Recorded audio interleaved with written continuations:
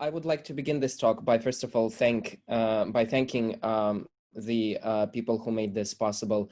Specifically, my thanks go to Muhammad, Dr. David Palmer, and to all the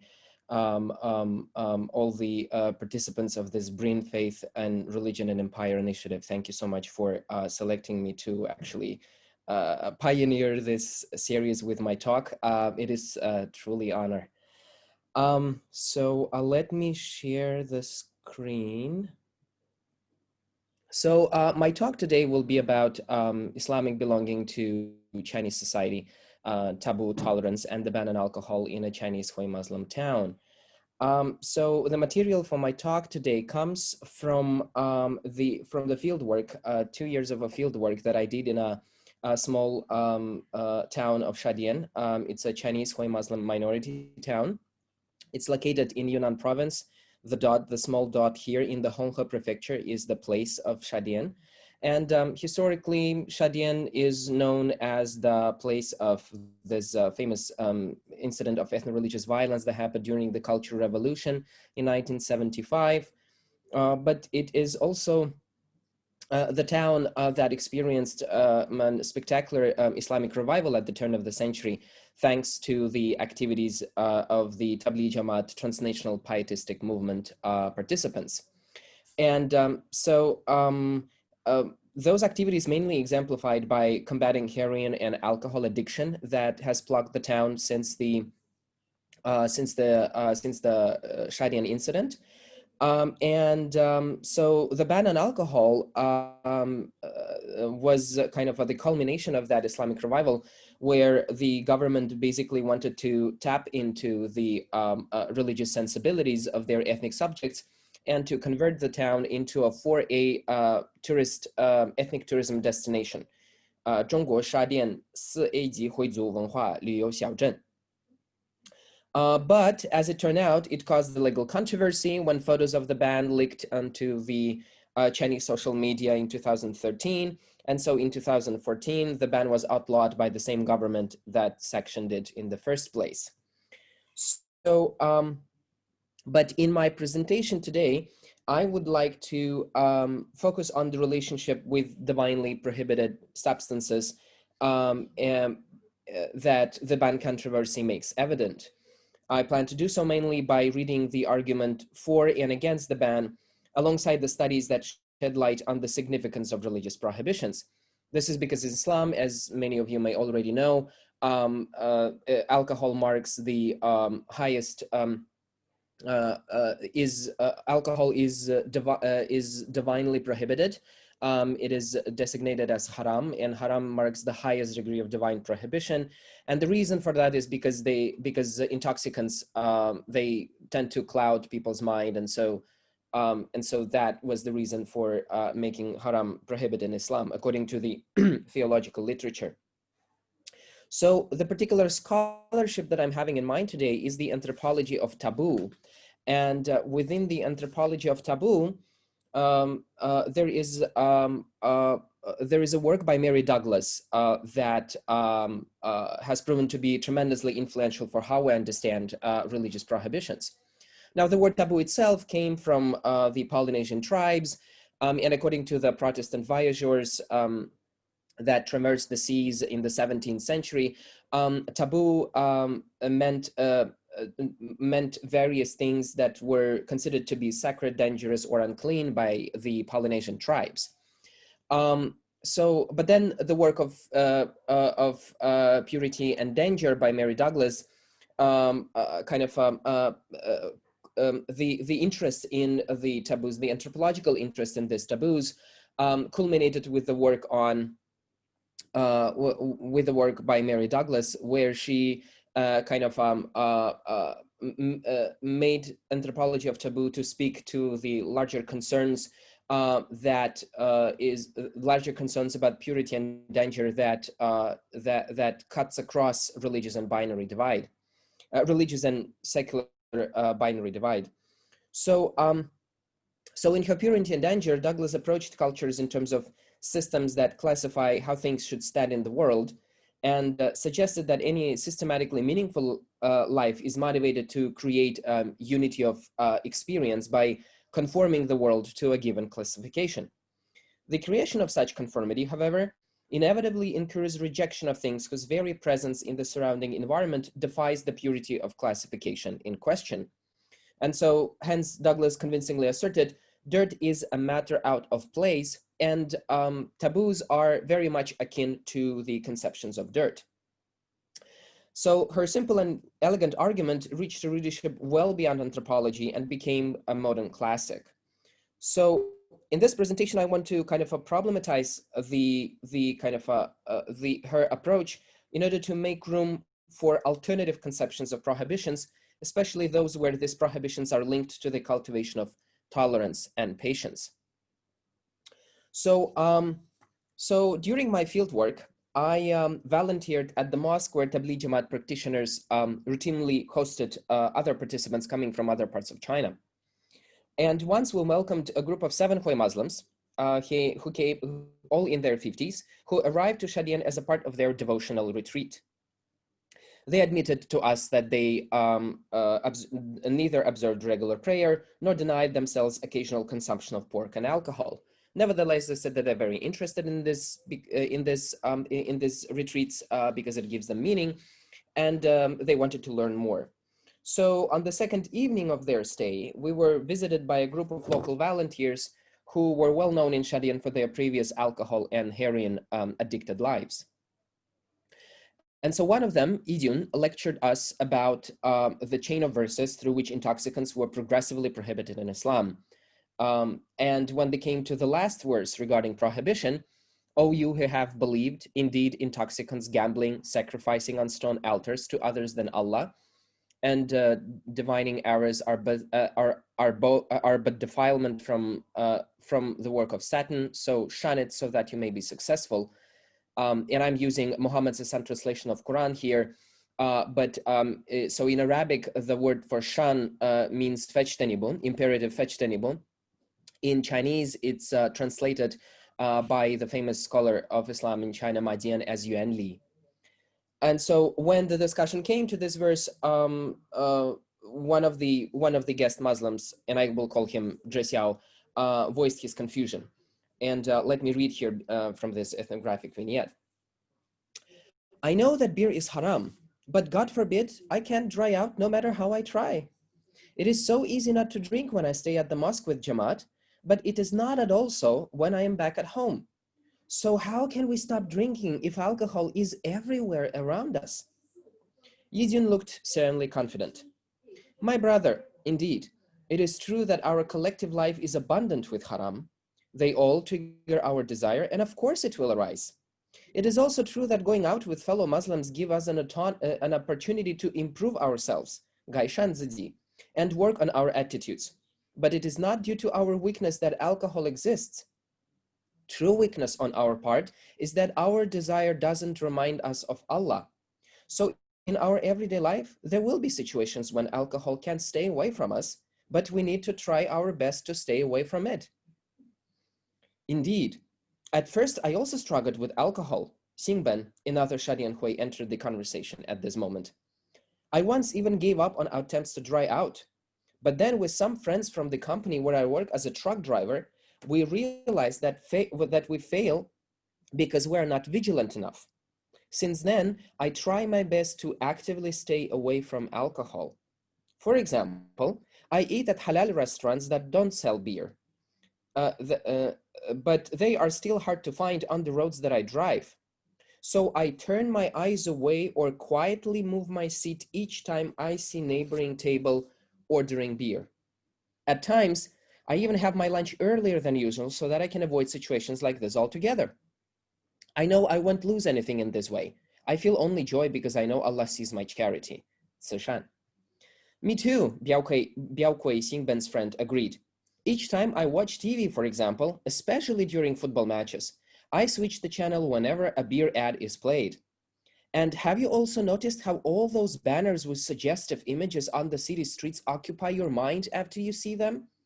I didn't care before, but now I do my best to cast down my eyes when I go out."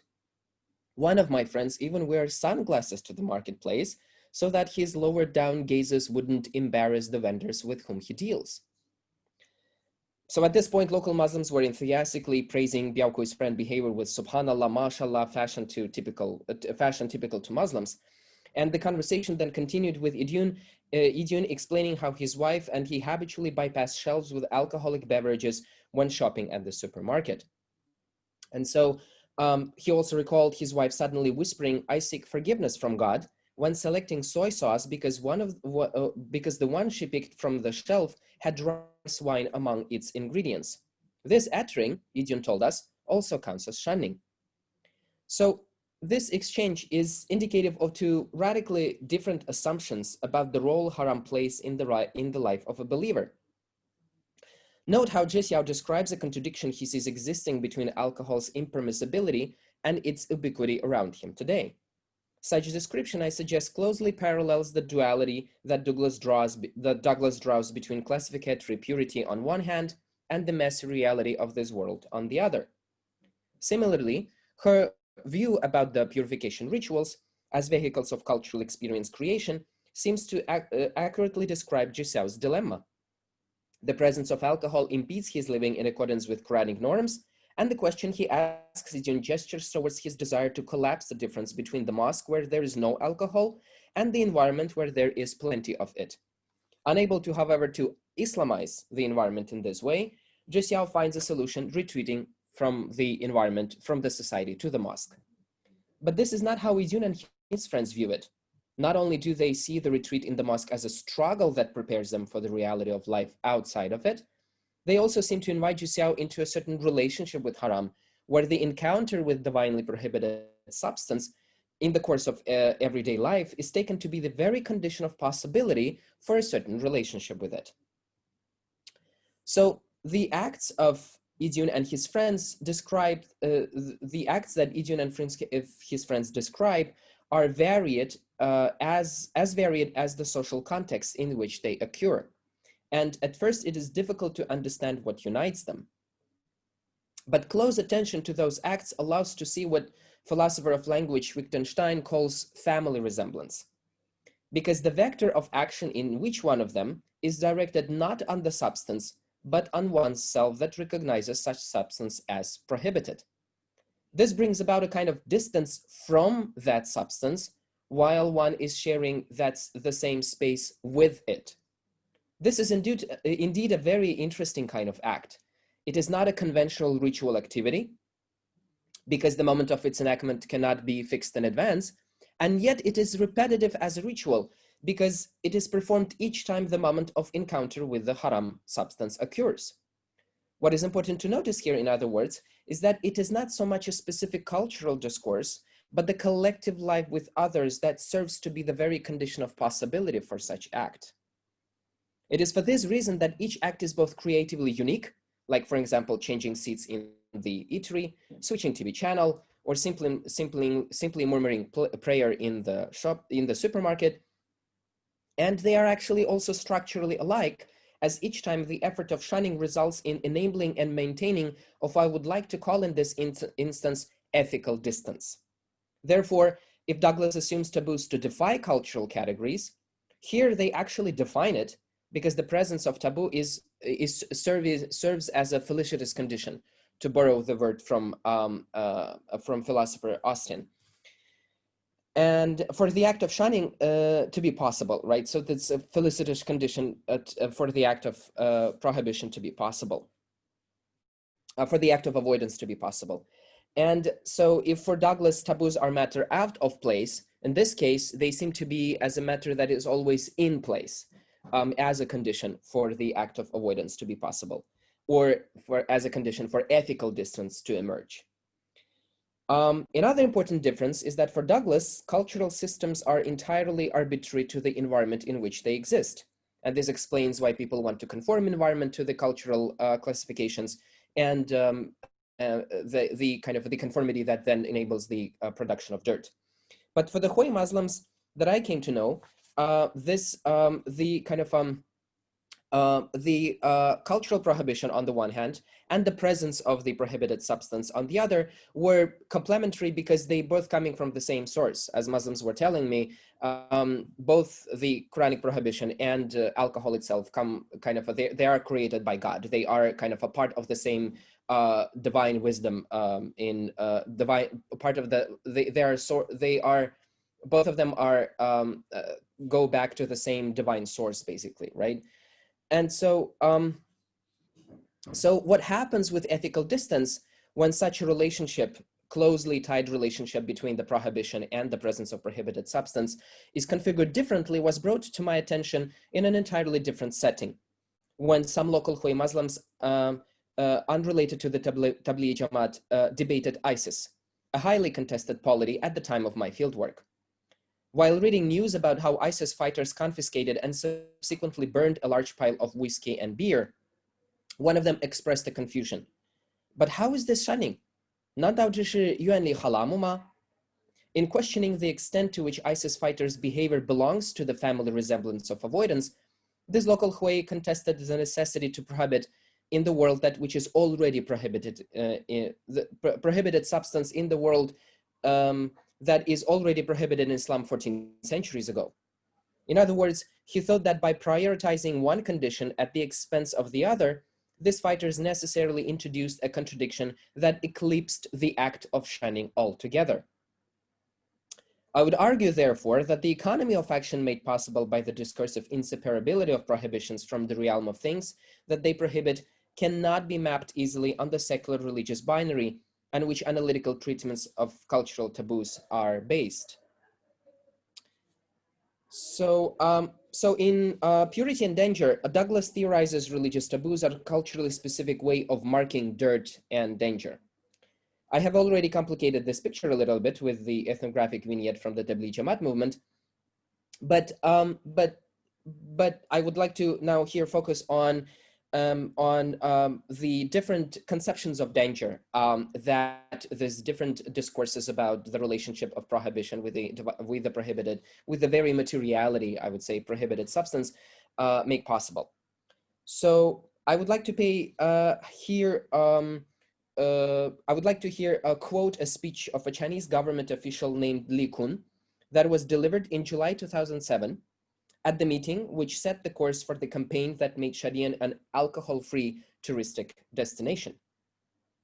The speech was posted on the town's official website, and then it was subsequently deleted in 2014 when the ban was outlawed.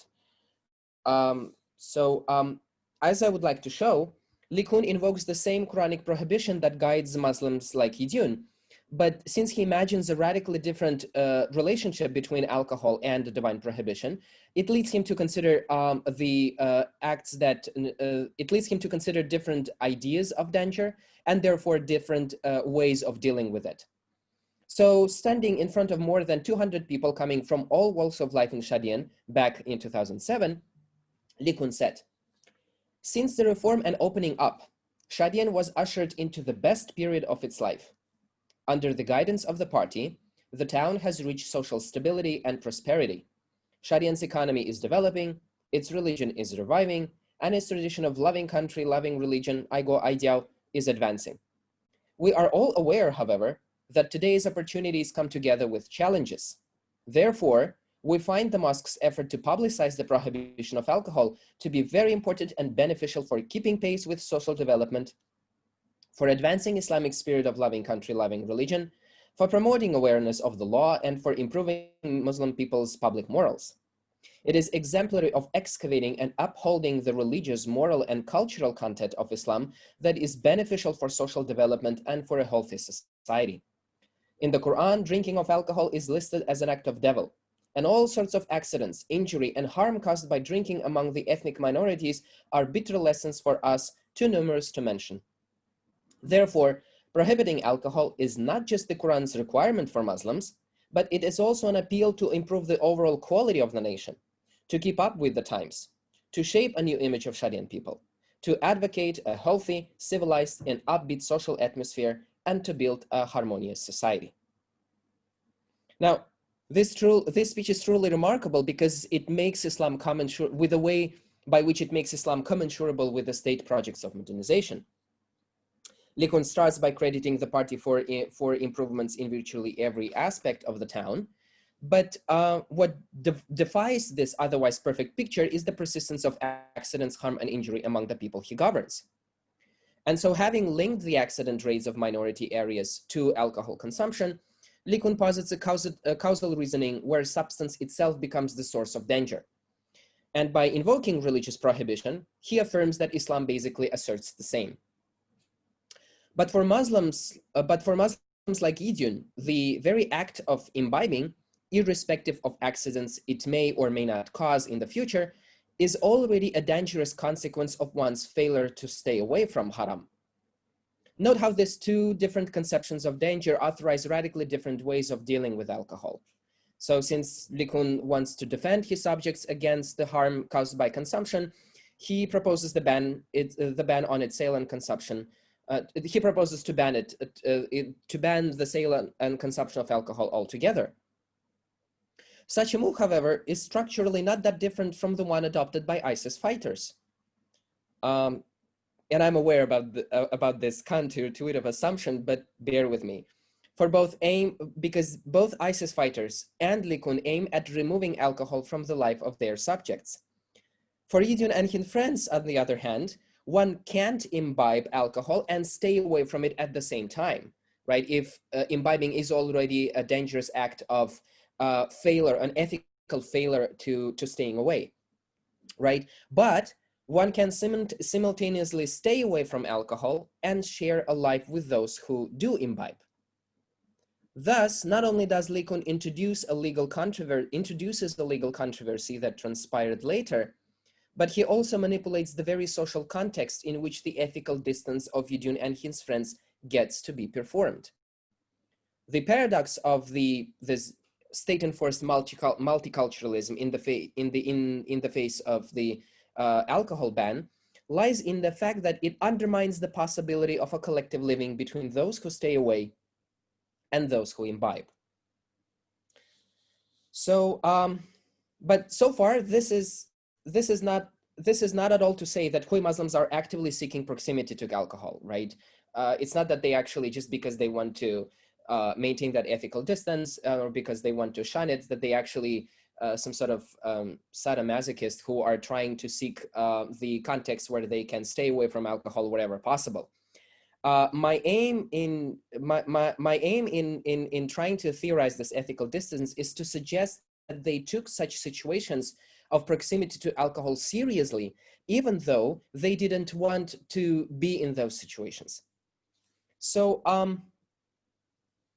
consider a dinner in a company of 4 families with whom I developed a close relationship: Xiupings, Kaishens, Lianjies, and Huiyans. The dinner happened during a leisure trip to Thailand, which they organized at the time of the Chinese Spring Festival in 2015. After a minivan tour around Chiang Rai, we were introduced by the driver to a local Hui Muslim family that lived close to our hotel and subsequently invited us for a meal. The menu was mouth-watering: pot stewed homegrown chicken with mushrooms, herbs and wolfberries, cold meat slices with spicy relish, deep-fried crispy tea leaves with mint, black pepper fried cabbage, cold noodles with sesame paste, tofu skin with bamboo shoots and meat, as well as shredded potato in sweet and sour sauce. Now I'm trying to ignite your appetite as we are doing this talk shortly before the lunchtime. And so in the middle of this feast, however, just when our host went to fetch freshly cooked rice from the kitchen, Xiuping's teenage daughter came to the house only to tell us that some dishes on the table were prepared with soy sauce containing rice wine. All of a sudden, enthusiasm at our table turned into dismay. Everyone was coming to terms with the unpleasant experience of having eaten what they obviously should not have. This was unintentional, but it was disturbing. They looked confused. They stopped eating. Given my familiarity with their piety, I thought this was the end of dinner.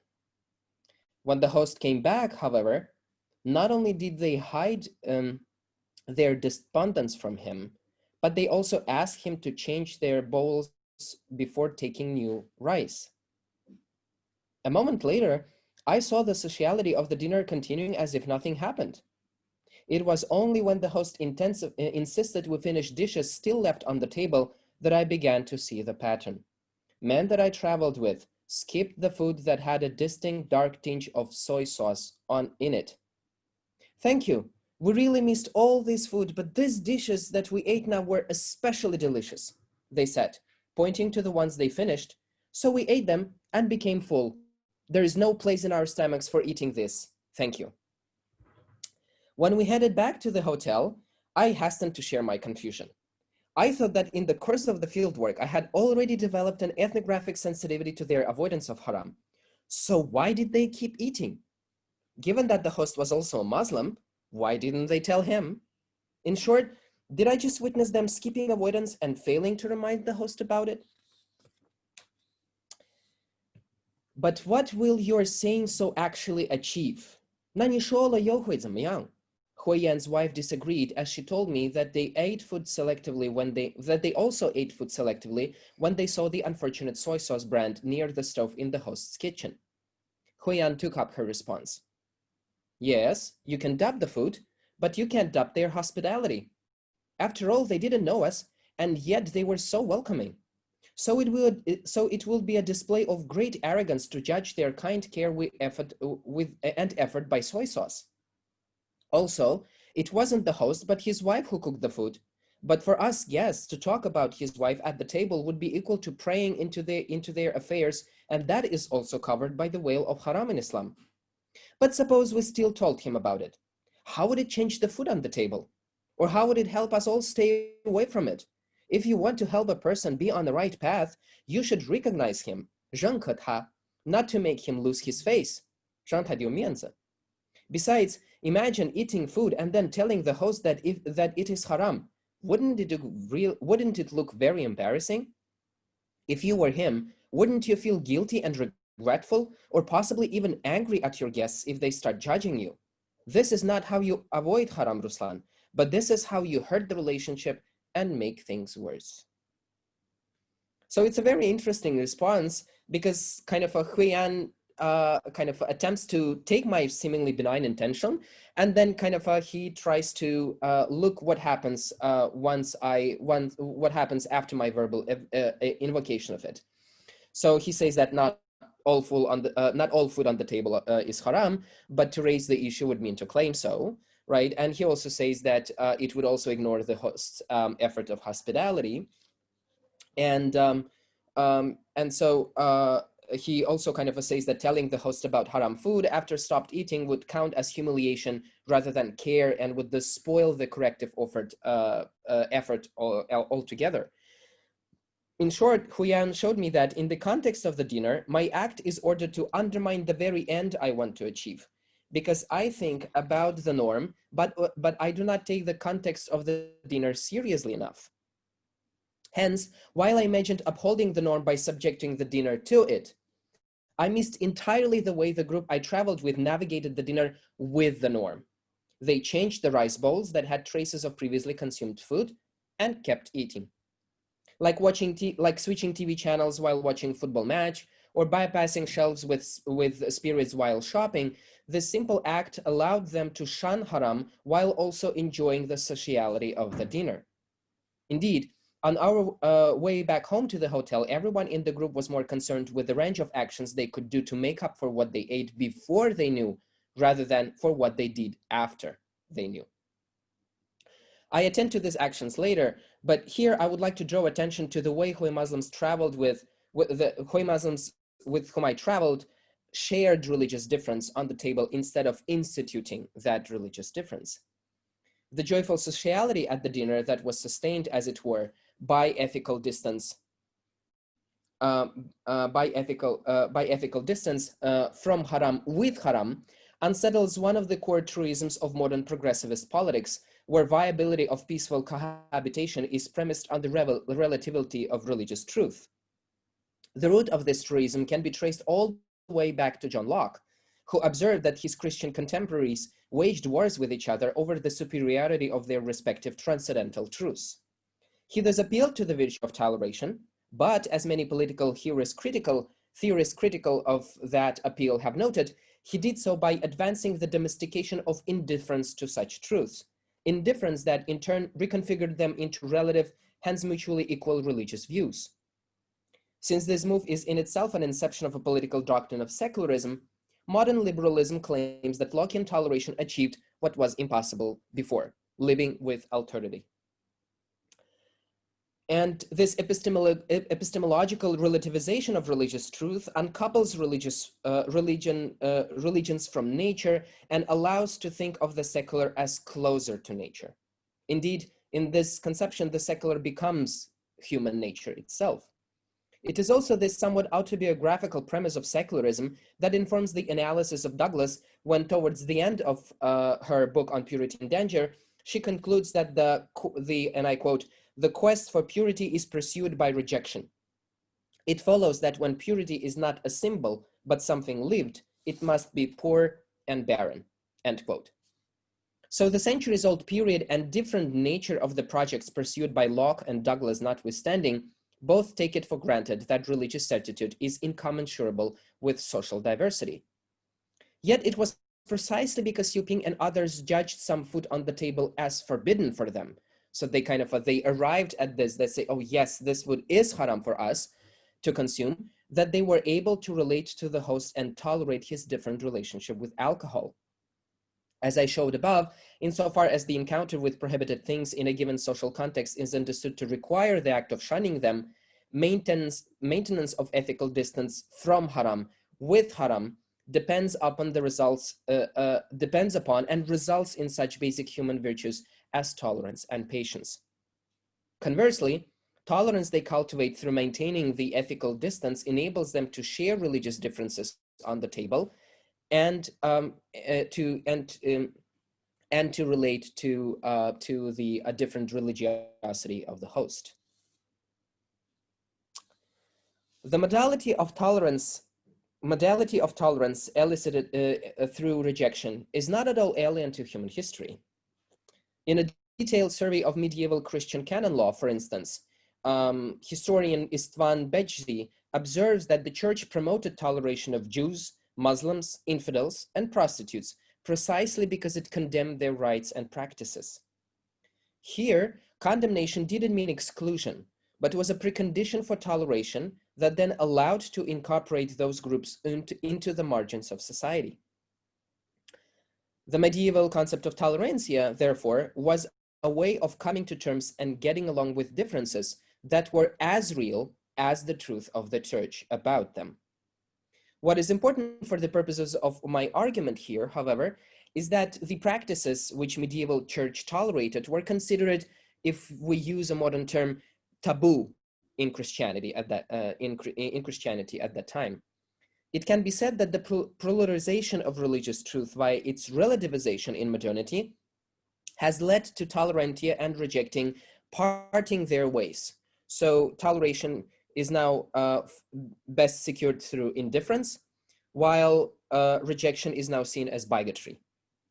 Yet the notion of ethical distance provides critical insight into the relationship between prohibition and tolerance as exhibited by my Hui interlocutors. On the one hand, if the subject is not indifferent to haram and responds to its presence by prohibiting, such as ISIS fighters in the example of my informants, or arguably Likun, then this is not avoidance because there is no ethical distance in which patient tolerance can be cultivated and performed. On the other hand, if the self is indifferent to religious prohibitions altogether, as in the case of Enlightenment model of toleration, then it's not a toleration at all because there is no need to shun, and so there is no need for patience and tolerance. Also noteworthy of Huiyan's response is his equation of voicing suspicion about the food to the host with letting the host lose his face in front of his guests. In arguing that humiliating the host means to reinforce the very religious differences he wishes to share with the host in order to extend the norm to him, Huiyan posits patient tolerance in the face of difference as a necessary condition of engaging with that very difference. It allows dinner to continue, it allows friendships to last, it provides time for measures to emerge, and changes to happen. So now I'd like to turn back to the return to the events that followed the dinner. On our way back to hotel, everyone in the group thought that performing some supererogatory prostrations after the nightly prayer would comfort the unpleasant experience of having eaten what they shouldn't have. Lianjie and some others decided going to the nearby mosque, while spouses said they would pray at the hotel once they put the kids to sleep. Kaishen's wife also asked men to place some donations in the charity box at the mosque, and they all agreed. Some additional audience with the divine after the communal prayer seemed to work its remedial wonders. Gathering together outside the mosque, Huyan proposed to explore the night market and finish the day with fresh local fruits. Lianjie and Kaishen liked the idea, but Xiuping said he felt tired and wanted to return to hotel. And it just so happened that I was staying together with Xiuping because his daughter and his wife were staying together, so he was alone, and so I shared the room with him. And so I was kind of, at that time uncomfortable, and I wanted to go to explore the night market with Lianjie and Kaishen, but at the same time I thought that since he said he has a headache, I would disturb him when I come later, and so I decided to sacrifice my interest, and I decided to come back to hotel with him. Back in the room, the dispirited mood of Xiuping appeared back again. Were the prayers and supplications not comforting enough? He sat on his bed. I sat opposite to him. I feel uncomfortable, he said. And at that time, I realized that he still endured the food we ate. I asked if medicine would help, but he preferred to go to the bathroom. I heard water running up from the tap. Soon, I heard Xiuping heaving. When he appeared from the bathroom, Xiuping laid himself on the bed and covered his face with a wet towel. I had so much to ask about, but I was just unsure where to start. A few minutes later, Lianjie called us back to ask if we would come down to his room to eat fruits. I replied that Xiuping felt unwell, but Xiuping immediately corrected me. No, I'm okay. It's not a big deal. We can go if you want. In a moment, we all were in Lianjie's room, enjoying fresh local jackfruit, papayas, and mangosteens. It was during this casual fruit party that Lianjie took out a collection of the Paradise of the Pious book that was widely read among Muslims in Shadian, and commented. Given the situation, we were thinking while in the market about what we can do to make the host understand the importance of halal, 理解清真的重要性. And then we were surprised to see Chinese translation being sold here and bought it immediately. We can ask the driver tomorrow to pass it on to the family for their hospitality today. What do you think? This will help them correct themselves. 这会帮助他们更改自己. This news delighted and calmed Xiuping. In return, he shared with others how he was thinking about approaching the driver tomorrow to inquire about sermons or religious classes organized in the mosque, and if there were, then express his wish that such a proper Muslim family as the hosts attend these activities. When our conversation with the driver the next day touched upon the dinner, the group I traveled with first thanked him for introducing all of us to the host's family and expressed gratitude to their hospitality. The driver was pleased that his casual arrangement the other day came along so well, and so he was happy to see that they were willing to reciprocate. This is just a small gift, Kaishen's wife commented, but the meaning we put into it is big. The driver promised to deliver the book to the host, and the conversation moved on to the other topics. So among many things they did that day, what may have caused the attention of modern sensibility the most is Xiuping's self-induced scrupulosity in the washroom. Not least because it seems to confirm Douglas's thesis that he saw haram to be out of place, basically inside him, that he was setting its place right. But insofar as her argument is premised on the arbitrary, if antagonistic, relationship between, in this case, the symbolism of Islamic classification and the materiality of the dinner, this would raise the question of why he didn't resort to this ritual right away. It would also mean to see them staying at the table as neglecting their conceptions of purity and the act of changing the bowls of rice would be rendered meaningless. Similarly, such acts as staying through the dinner, going to the mosque, saying prayer, and offering some charity would also lose their significance for the people that I traveled with. Arguably, however, even when Xu Ping was alone in the washroom, he was not so much acting on the food he ate as he was still acting on himself. Note also how he prevented me from letting others know, just as all of them avoided talking about the norm with the host. I would argue, therefore, that Xu Ping was keeping sharing differences in the company of others rather than letting those differences divide. To interpret him according to Douglas, therefore, would mean to assume incommensurability of the dinner with their conceptions of haram, and to see them as all as eating at the expense of the symbolic purity. It would mean to see Xu Ping as distinguishing himself from others due to the supposed success of purifying himself in the washroom, only to contradict himself by hiding it from the others later. Above all, it would mean to invite secular humanist assumption and make them to be seen as victims of religious dogmas. This would arguably disregard the way by which Xu Ping and others attempted to approximate the host to the norm while simultaneously remaining patiently tolerant of his relationship to haram. Surely they wanted him to amend his ways, but they wanted him to be the agent of that change. So basically, that's why they came up with this idea that we give this book, and so hopefully he will read, and he will understand, and he will think, and so they will amend their ways. So the acts they perform so that he reforms escape another paradox that haunts the Enlightenment model of toleration.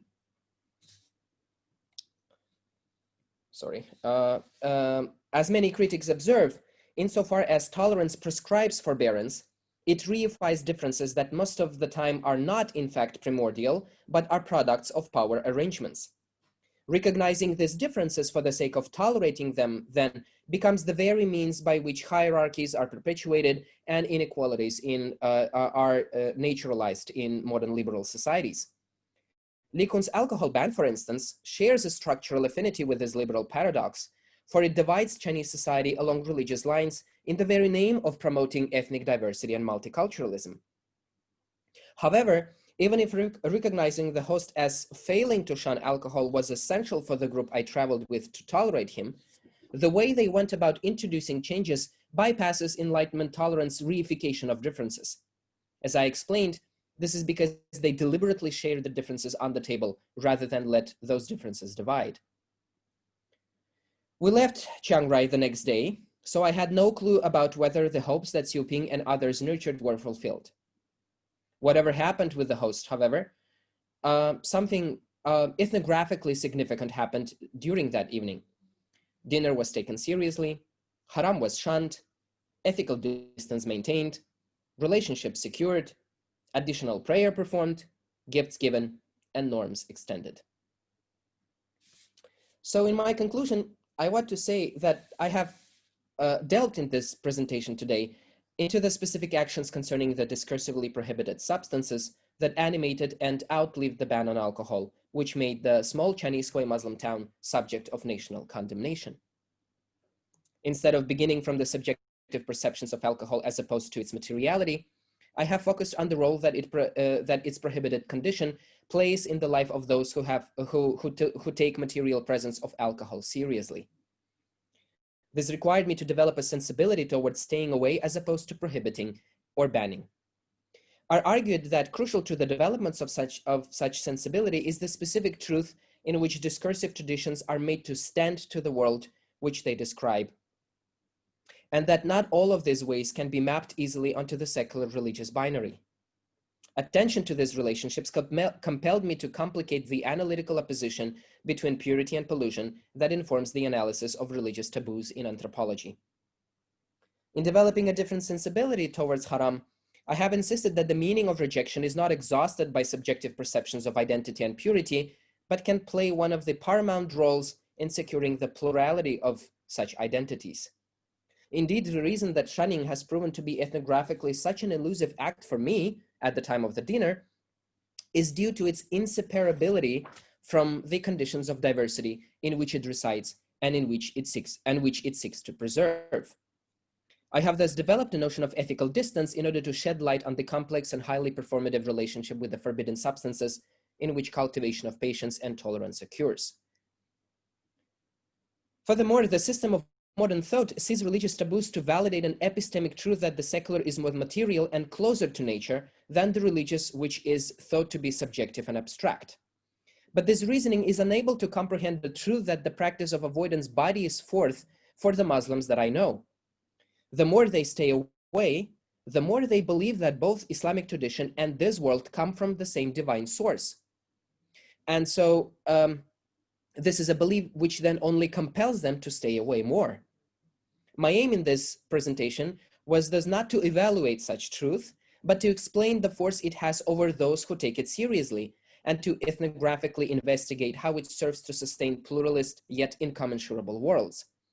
And so my analysis today is geared towards an argument that neither liberal tolerance nor the self that abides by it are the only means by which sharing of intractable differences is possible. Finally, I believe that what happened in this small Chinese Hui Muslim town raises a series of questions regarding how we think about the modern politics of coexistence across the world. For instance, insofar as the viability of shining I described in this study depends on the condition of pluralist society, then it follows that the form of Muslim subjectivity which holds such practice dear flourishes in the societies of states we know to be secular rather than in those that call themselves Islamic.